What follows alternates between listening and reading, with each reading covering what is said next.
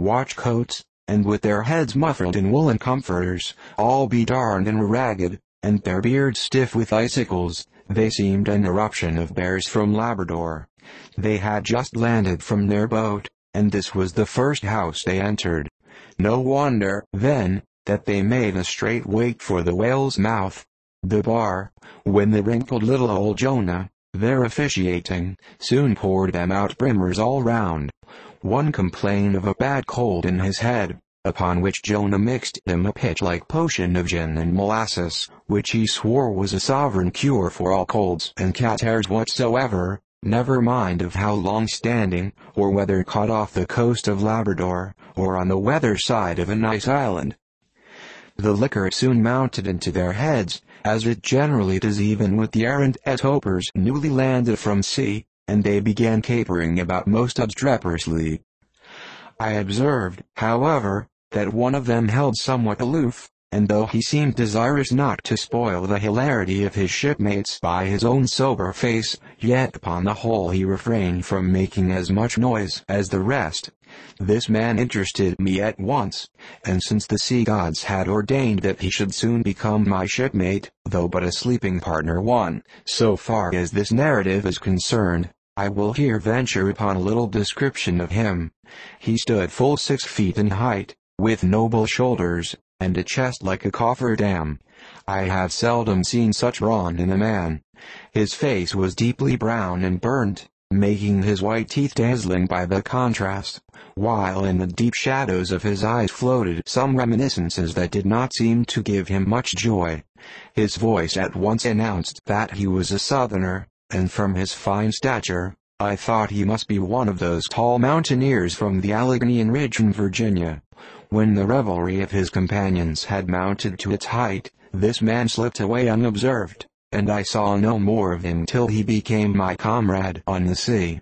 In a few minutes, however, he was missed by his shipmates, and being, it seems, for some reason a huge favourite with them, they raised a cry of "Balkington! Balkington! Where's Balkington?" and darted out of the house in pursuit of him. It was now about 9 o'clock, and the room seeming almost supernaturally quiet after these orgies, I began to congratulate myself upon a little plan that had occurred to me just previous to the entrance of the seamen. No man prefers to sleep two in a bed. In fact, you would a good deal rather not sleep with your own brother. I don't know how it is, but people like to be private when they are sleeping, and when it comes to sleeping with an unknown stranger, in a strange inn, in a strange town, and that stranger a harpooner, then your objections indefinitely multiply. Nor was there any earthly reason why I as a sailor should sleep two in a bed, more than anybody else, for sailors no more sleep two in a bed at sea, than bachelor kings do ashore.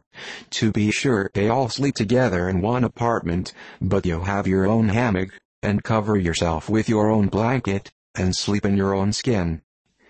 The more I pondered over this harpooner, the more I abominated the thought of sleeping with him. It was fair to presume that being a harpooner, his linen or woolen, as the case might be, would not be of the tidiest, certainly none of the finest. I began to twitch all over. Besides, it was getting late, and my decent harpooner ought to be home and going bedwards. Suppose now, he should tumble in upon me at midnight, how could I tell from what vile hole he had been coming? Landlord, I've changed my mind about that harpooner, I shan't sleep with him. I'll try the bench here. Just as you please. I'm sorry I can't spare ye a tablecloth for a mattress, and it's a plug I rough board here, feeling of the knots and notches. But wait a bit, Scrimshander. I've got a carpenter's plane there in the bar. Wait, I say, and I'll make ye snug enough. So saying he procured the plane, and with his old silk handkerchief first dusting the bench, vigorously set to planing away at my bed, the while grinning like an ape. The shavings flew right and left, till at last the plain iron came bump against an indestructible knot. The landlord was near spraining his wrist, and I told him for heaven's sake to quit.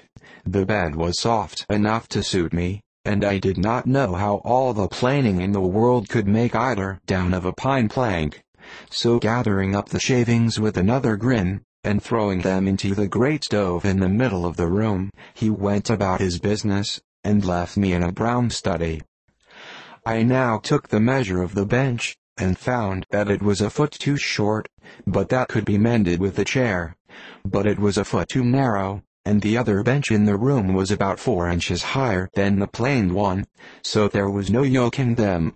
I then placed the first bench lengthwise along the only clear space against the wall, leaving a little interval between, for my back to settle down in. But I soon found that there came such a draught of cold air over me from under the sill of the window, that this plan would never do at all, especially as another current from the rickety door met the one from the window, and both together formed a series of small whirlwinds in the immediate vicinity of the spot where I had thought to spend the night. The devil fetch that harpo-oner, thought I, but stop, couldn't I steal the march on him, bolt his door inside, and jump into his bed, not to be wakened by the most violent knockings? It seemed no bad idea, but upon second thoughts I dismissed it, for who could tell but what the next morning, so soon as I popped out of the room, the harpo-oner might be standing in the entry, all ready to knock me down. Still, looking round me again, and seeing no possible chance of spending a sufferable night unless in some other person's bed, I began to think that after all I might be cherishing unwarrantable prejudices against this unknown harpo-oner. Thinks I, I'll wait a while. He must be dropping in before long. I'll have a good look at him then, and perhaps we may become jolly good bedfellows after all. There's no telling. But though the other boarders kept coming in by 1s, 2s, and 3s, and going to bed, yet no sign of my harpo-oner. "Landlord," said I, "what sort of a chap is he? Does he always keep such late hours?" It was now hard upon 12 o'clock. The landlord chuckled again with his lean chuckle, and seemed to be mightily tickled at something beyond my comprehension.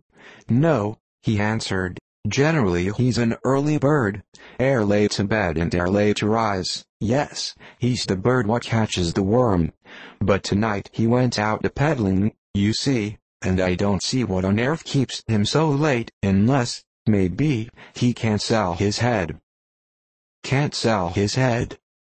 What sort of a bamboozling story is this you are telling me? Getting into a towering rage? Do you pretend to say, landlord, that this harpo-oner is actually engaged this blessed Saturday night, or rather Sunday morning, in peddling his head around this town?" "That's precisely it," said the landlord, "and I told him he couldn't sell it here, the market's overstocked." "With what?" shouted I. "With heads, to be sure. Ain't there too many heads in the world?" "I tell you what it is, landlord," said I quite calmly, "you'd better stop spinning that yarn to me. I'm not green." "Maybe not," taking out a stick and whittling a toothpick, "but I rather guess you'll be done brown if that there harpo-oner hears you a-slandering his head." "I'll break it for him," said I, now flying into a passion again at this unaccountable farrago of the landlord's.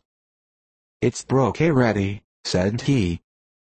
"Broke," said I, "broke, do you mean?" "Sartain, and that's the very reason he can't sell it, I guess." "Landlord," said I, going up to him as cool as Mount Hecla in a snow-storm. "Landlord, stop whittling. You and I must understand one another, and that too without delay. I come to your house and want a bed, you tell me you can only give me half a one, that the other half